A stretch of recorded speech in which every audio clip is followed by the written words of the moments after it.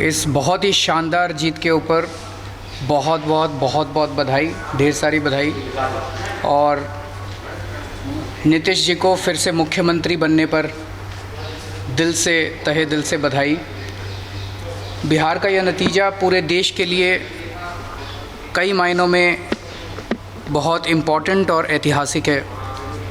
एक तो बिहार के इस नतीजे ने ये साबित कर दिया है कि इस देश के लोग नफ़रत की राजनीति नहीं चाहते, और नफ़रत की राजनीति करने वालों के मुंह पे ऐसा तमाचा मारा है कि वो लोग समझ जाएं कि अब अगर दूसरी बार इन लोगों ने नफ़रत की राजनीति करने की कोशिश की तो इनका पूरी तरह से सफाया कर दिया जाएगा। ये जो इंटॉलरेंस का पूरे देश के अंदर माहौल बनाया गया, मुझे उम्मीद है कि अब ये सब बंद होगा और लोगों के बीच में, धर्मों के बीच में, जातियों के बीच में प्यार और मोहब्बत की राजनीति कायम होगी।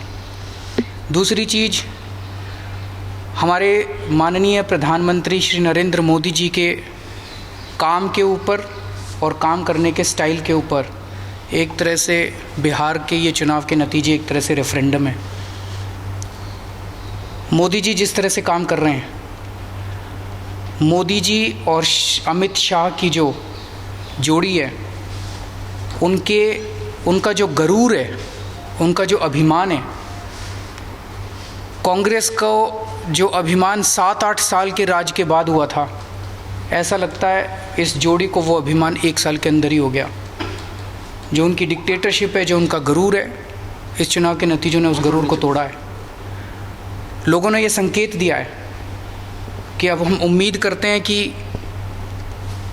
केंद्र के अंदर उनके मंत्रियों को काम करने की स्वतंत्रता मिलेगी, बीजेपी के अंदर उनके अपने एमपी एमएलएज कार्यकर्ताओं की इज्जत होगी। दिल्ली के अंदर जिस तरह से केंद्र सरकार नाजायज़ और असंवैधानिक तरीके से हस्तक्षेप कर रही थी, हम उम्मीद करते हैं कि वो बंद होगा।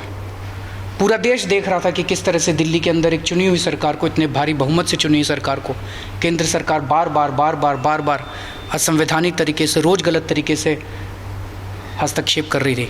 हम उम्मीद करते हैं कि अब बंद होगा। हम उम्मीद करते हैं कि अन्य राज्यों के अंदर भी केंद्र सरकार का हस्तक्षेप बंद होगा।